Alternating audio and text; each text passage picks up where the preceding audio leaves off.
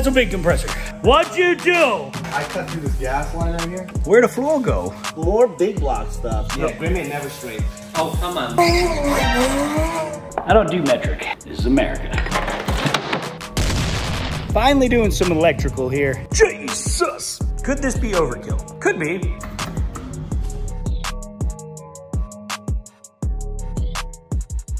All right, people, we are back, and good news. We got more equipment, so we're building out the shop. And we also got a few things in here that look a little familiar. Like this guy, not me, the truck.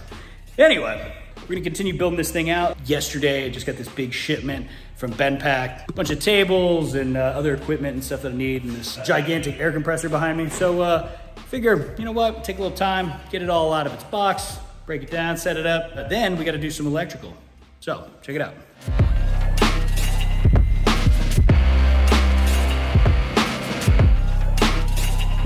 Whoa, whoa, whoa, whoa. Oh my.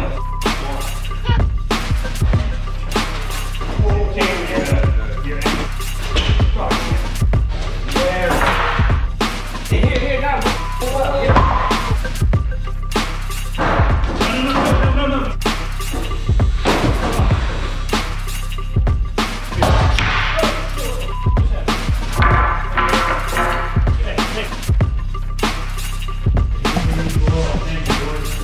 Bucky, you're standing in front of the camera, man. Jesus Christ, the whole fucking, god damn it. Put it back on, we gotta redo the whole thing.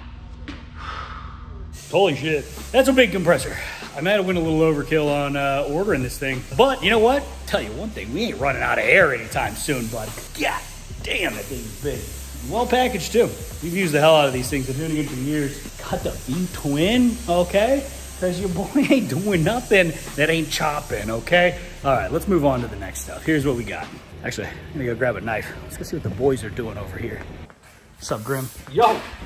What'd you do? We cut the floor out. No. Tell them what you really did. We cut, come right here. I cut through this gas line right here. But I did it on purpose because we all got an extra 5 gallons in our cars today. Oh! This thing had like 25 gallons in it. Where'd the floor go? Right there. Where's this thing from? What state? It came out from like the Titanic or some shit. Yeah, dude. Did you get this from Under the Sea? Funniest thing, I think the floor is made in Taiwan. I bet you don't even know what the Mustang looks like in Taiwan. Yeah. No, it's true. Mustangs look like in Taiwan, man. Dude, they know Mustangs. That's like a GTR Skyline to them. Mustangs are the shit out there. What you doing more big block stuff? More big block stuff, man. Yes, son. Wiring up a starter right now. Finishing up the EFI wiring. Okay. You think this thing's gonna party? Oh, hell yeah. 632 is gonna party. Suzuki never builds anything that can party. Get out of my shop. What? What's up with the angled coil packs, by the way? Oh, that was a Grim thing. Yeah? Yeah, Grim ain't never straight. Oh, come on. Look where the plug wire needs to go. It leads right into its hole, okay? Mm-hmm. I know one thing or two about holes. Oh my God. The boy's doing big old American choppy shit. Let's go. Mr. Bucky is here with his GT4, which, okay, by the way, I can't believe you street park it. That's insane. I have to, man. You know, the struggle is real. Dude, I wanted to hear this thing fire up because I heard you come in a little earlier and I was like, God damn. This is one of the rare GT4s that actually get used.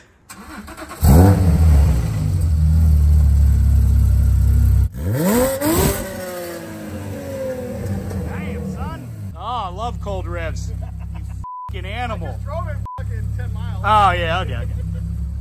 Later, dude. Let's even scumbag him into doing a burnout.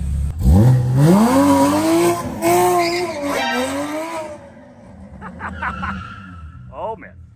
Come on over here, kids. I want to show you something. See that? That ain't nothing special. That's your basic LS engine. But you know what? It's got one of these. This is a Texas Speed BFD Chop Monster camshaft. Here's the deal. This sumbitch right here, it's huge. That's a huge bitch. It's designed to give you the most savage, violent chop out of a stock-headed, stock bottom-end LS without having your valves play a drum solo on your pistons. While this looks very basic, sounds like this. So if you see that shit on the end of it, you know that fucker means business. By the way, BFD stands for Bigfoot's D, if you didn't figure that out already. Click the link below or head over to TexasSpeed.com. There's a bunch of these cams. We got it for 6.0s, 5.3s, 5.7s, LS3s, LS7s, hell, even a 5.7 Hemi. You got a cam for that too. Comment below if you think we need a BFD for a different platform. Maybe you Coyote guys should use a little more chop in your life. Let's go, baby. Let's open these up. Let's see what's inside. You know my favorite part about these screw jacks are? A car not falling on your head.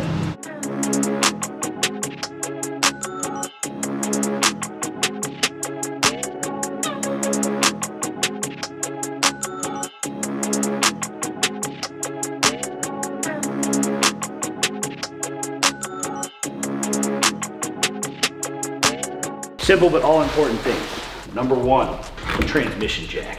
Can't tell you how many times you wind up using one of these. And it's not just for transmissions.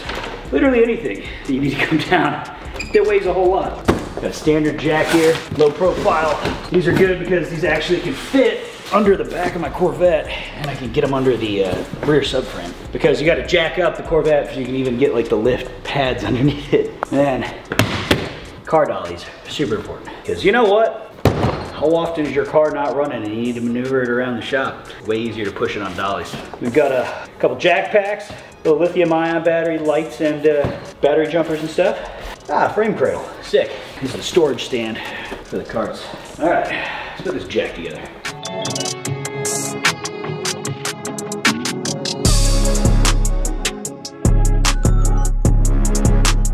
Trying to figure out what bolt goes where. I don't do metric often because, you know, this is America. You like to make things hard, use fractions.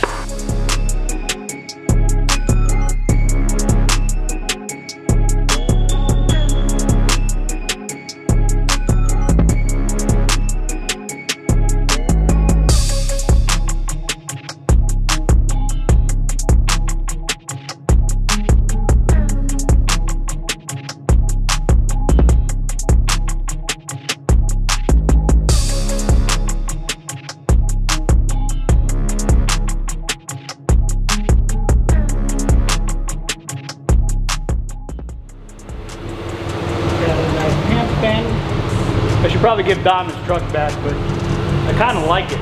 This thing's fresh. Okay.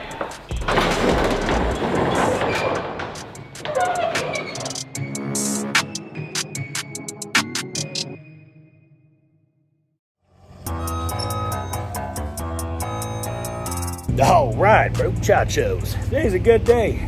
Finally doing some electrical here. Boys from Blazer Electric came by to help get me sorted and make it so I don't have to electrocute myself, entertaining you guys, although that'd probably be funnier.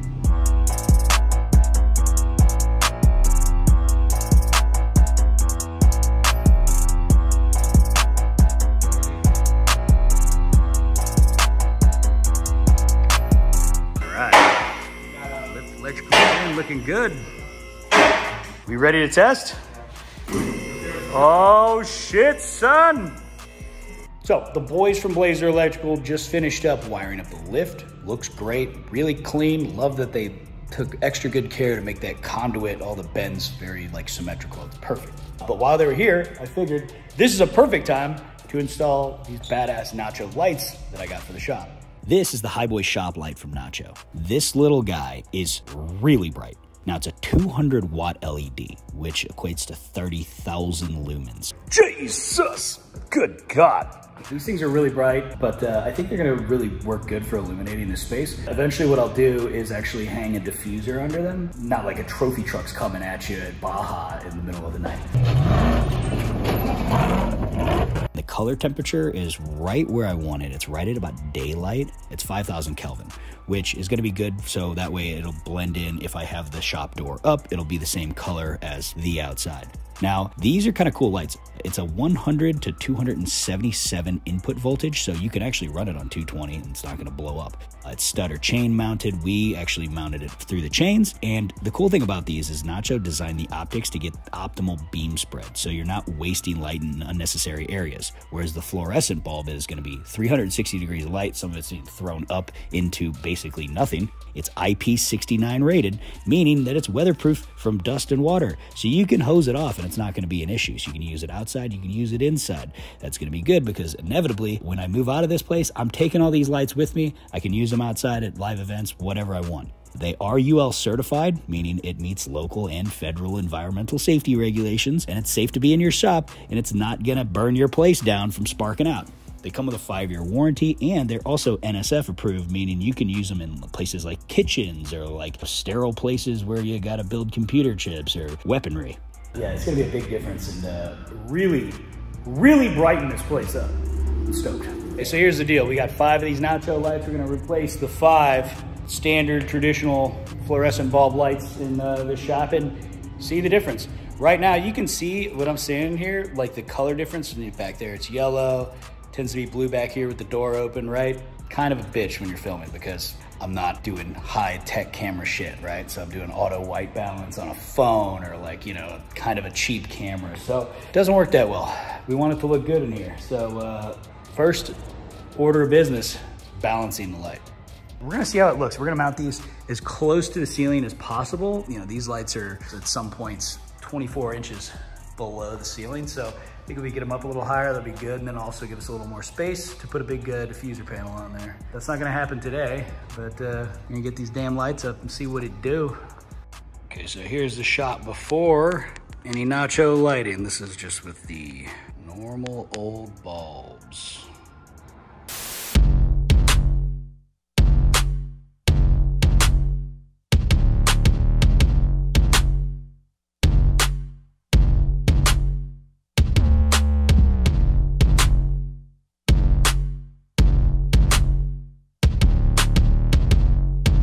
Okay, so we have got all of the electrical, for the most part, done here. The nacho lights are installed, which are insanely better, and all of the color temperature is even, if you've noticed.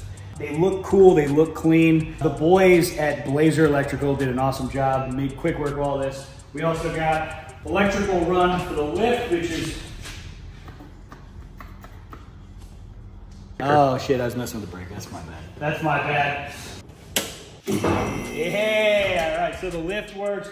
We also got a plug here so we can run 220 for like a welder or anything like that. Also ran an outlet right here. This was existing, but it wasn't going anywhere. But what we're gonna do here is put the pull down extension cord dealio because, you know, there's no real plugins over here. We don't need them over there, but you know, if we're gonna be running a drill or anything, we're gonna put one more of these lights in here because the front of the truck on the lift, it's a little bit dark here, right? And obviously, if we're gonna be shooting anything that's black, you need light thrown on it. Now, in the meantime, we can set up a light on a stand or whatever, but I think that if we have one more light right about here, probably right in line with this one, but that'll throw enough light in this little bit kind of dark spot, and we'll be good.